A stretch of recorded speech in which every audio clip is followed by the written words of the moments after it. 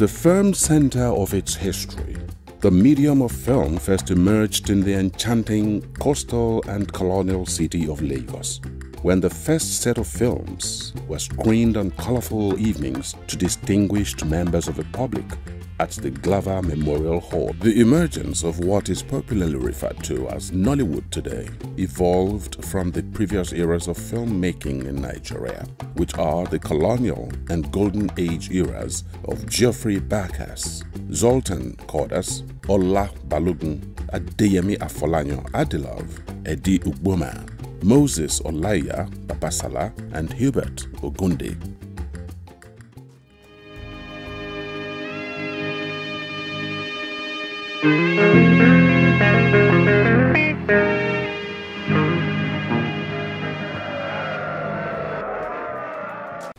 Without a doubt, I mean, Lagos gave back to Nollywood, as indeed, the entire film industry in Nigeria, since 1903. The rise of the home video film market began with films like Shonshomeji by Ade Ajiboye and Ekun by Alade Aromire.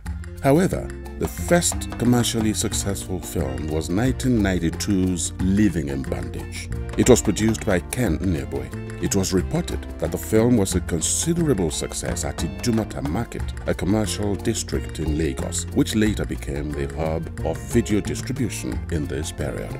Other successful films released during this period were Owo Blow, Shaworoide, to mention a few. At that point in time, a lot of marketers were traders in Idumota. However, the collaboration between that producer and the marketer seemed to make sense. There was also the easy access to trained crew, actors like Richard Mofedamijo, Ego Boyo, Clarion Chukura, who moved from their respective towns in search of fame and fortune and found it all in Lagos. A lot of people learn on the job. Some of them will come on set as runners, and now a lot of them are now producers. And these were people who just helped on set to carry things and all of that. So that is, some of that's one of the opportunities that, Lagos gave to the youth, providing jobs, and all of that. The worth of the industry was approximated at just about $250 million. UNESCO's Institute of Statistics was quoted in 2009 to have said, India remains the world's leading film producer, but Nigeria is closing the gap after overtaking the United States for second place. For us, whether we're number 3 or number 2 in terms of quantity, I think what is important is that a good chunk of the activities that the world is now noticing as far as motion picture industry is concerned in Nigeria is happening right here in Lagos. That is the most important to us.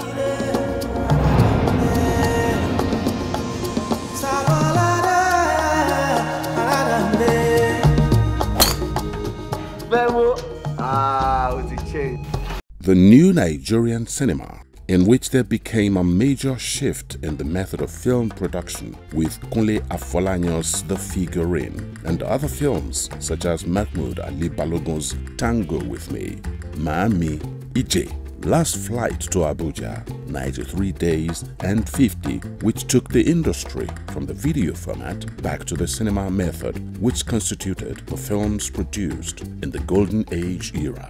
Nollywood, as a result of this success, has been noticed around the world, and in 2016, the Toronto International Film Festival chose Lagos as its focus in its city-to-city initiative, showcasing the best of Nigerian films shot in and around the picturesque city of Lagos. It was Lagos that was chosen.